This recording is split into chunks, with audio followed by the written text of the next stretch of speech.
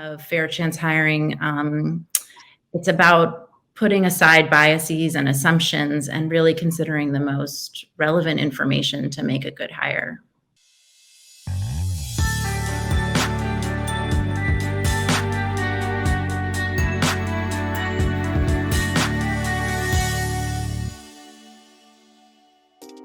Hi, everyone. Thanks so much for joining us for this session of CEO's Fair Chance Conversations. My name is Christine Kidd. I serve as CEO's Director of Constituent Advancement, and I'm just so passionate about our mission here at CEO and what we do every day to support people with finding meaningful careers despite their criminal convictions. I'm honored to be joined today by Liz Voigt from Indeed. Indeed's been a really critical partner of CEO in this work, and Liz is a Senior Manager of ESG Programs and Partnerships, and we're thrilled to have her here today with us. Hi. It's so great to be here. Thanks for having me. So why don't we just start? Do you mind just sharing a little bit about what does fair chance hiring mean to you? So at Indeed, our mission is to help people get jobs. And we believe that fair chance hiring is really just part of sensible hiring. So it means fairly considering candidates for their skills and qualifications and fit for the job, regardless of a record or any involvement in the criminal legal system. And I think this is really important for businesses to embrace when we think about the scale, right? So nearly 80 million people in the US, 1 in 3 Americans have an arrest or conviction record. And far too many of those folks are being left on the sidelines despite the skills and hard work they have to offer. And we know that hurts those individuals, but it also hurts families and communities and businesses that are missing out on this talent. So when digging into the practices themselves in terms of what fair chance means, we think of fair chance starting with a clear parameter that any consideration of a criminal record, if there's any consideration at all, is only done after a conditional offer is made. And if an employer chooses to do a background check, there's a clear process to consider the nature of the candidate's record, the time since the conviction, and the nature of the job. So that important nature test that we often hear in shorthand. I love the balance of both, right? Like the social imperative of fair chance hiring, as well as it just making good business sense. And with Indeed's role in the world, right? Like helping employers really digest the most relevant information about applicants. And maybe putting aside some things that aren't quite as relevant anymore, not as predictive of whether they're going to be successful on the job.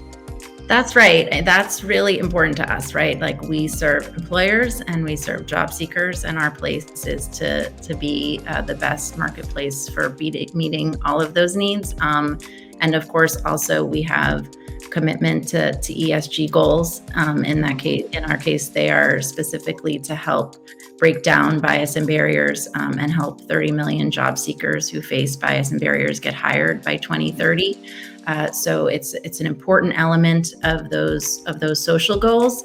And as I said, it's just an important element of helping employers do smart and efficient hiring. And I know that Indeed doesn't just talk about this and tell other employers to do it, but that it's work that you're trying to move forward internally as well. So do you have a story that you can share about a fair chance hire that you've seen and the impact that it's made on the company? So at Indeed, one of the first, I think the first software engineer had a criminal record.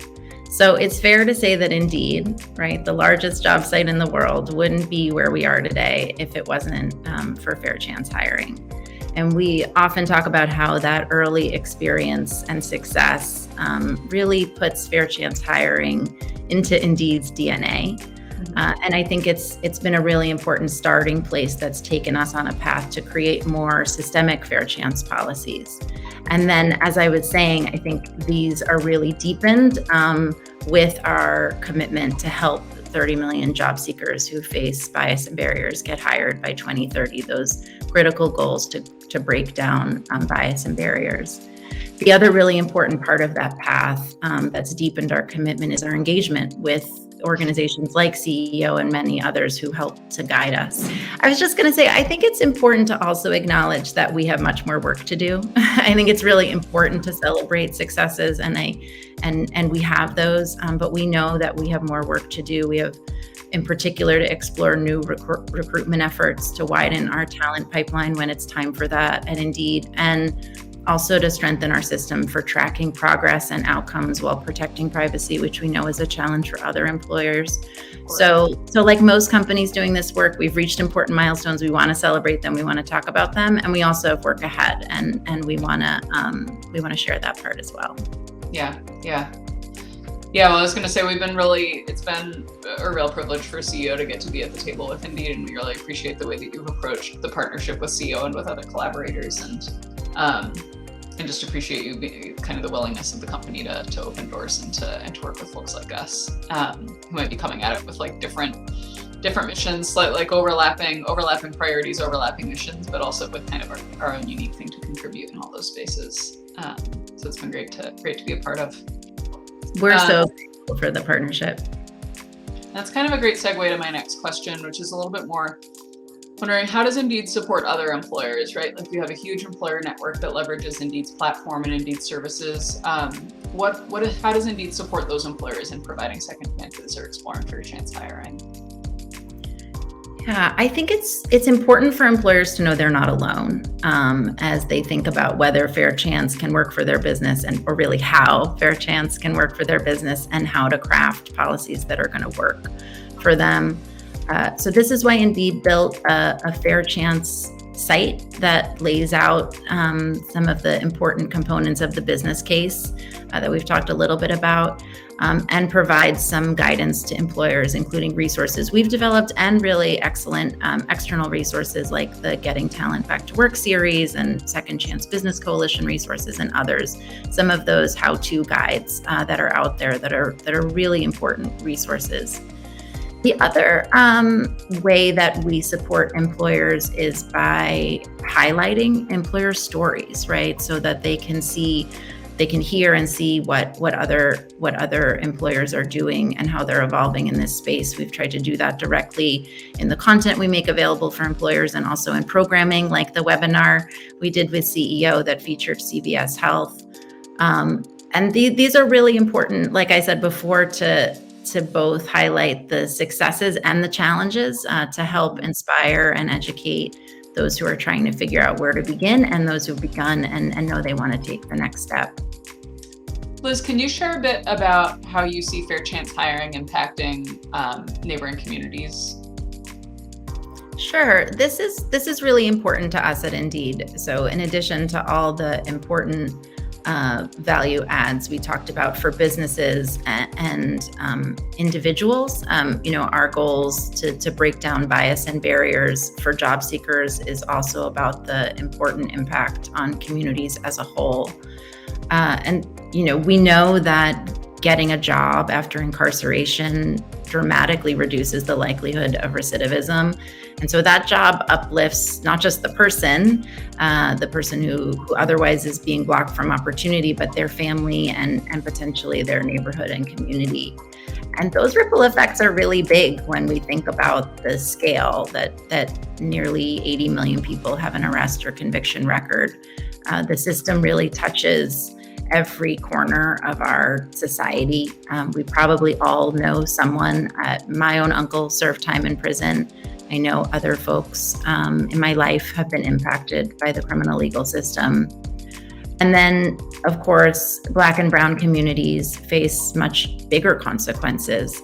So it's exciting that more and more people impacted directly by the system, people who were formerly incarcerated are telling their stories, and I think have more of a platform to tell their stories to employers. And CEO and many other of your partners have been amazing at doing that to impact perception. And we also have business leaders speaking out more about how well fair chance hiring has worked for their companies, and that too is really important. So those stories on both the job seeker side and on the employer side can help to break down preconceived notions and stigma and bias. Okay, one more question for you. From your perspective, how can we combat stigma against people with convictions, both in our communities outside of work and also in the workplace? To us, this is also why record sealing for people who are eligible, people who've been through the waiting period with no incidents and are eligible to have their records sealed, why that's so important as well. So at Indeed, we've supported record clearing, and we've also spoken out in favor of clean slate policy. And this is really based on the idea that a record shouldn't follow someone around like a scarlet letter, right? Like forever. And so as time passes with no incidents, recidivism risks go down. One study found that people who had their records expunged are less likely to commit a crime than the general public. So at that point, the information about a past record just isn't relevant to employers or landlords or other decision makers. It just sort of becomes a distraction because of that stigma. So we believe we should clear those records and let people move on with their lives. And this also helps employers focus on the most important information for making a smart hiring decision, and not one based on assumptions or biases. Mm-hmm. Yes, I'm sure we all have parts of our story from our past that we would not love to have at the forefront of an interview process or an application process, and many of us get to kind of delete that from our past in a way that others can't when you're talking about a criminal record in many cases. Right, because it's just not relevant. An employer just, in so many other cases of a mistake that we've made, an employer wouldn't think to try to reach back and consider that as something that sums up who you are, or you're fit for a job. And so this should be considered in the same way. Well, it's been great getting to talk to you about this, and I really appreciate, again, both Indeed as a company and you as a leader at Indeed for investing in this work and working with us. And it just means so much to have large, important, key business voices in the community paired with advocacy organizations and groups like CEO to make this work happen. I don't think that any of us would be successful without the other ones. So just really appreciate you. Yes, thank you. That's certainly how we feel. This work at Indeed wouldn't be possible without our partnership with CEO and so many other amazing fair chance reentry organizations that we work with, as well as other organizations that serve job seekers who face barriers. It's really critical to getting to better understanding the problems and to getting the solutions right. So we're so grateful for your partnership and for this conversation. Thank you so much to everyone for joining us today and listening to this Fair Chance conversation. And many thanks again to Liz for sharing her insights on behalf of Indeed. We really look forward to seeing you in the future for more Fair Chance conversations with key players in the field. Thank you so much.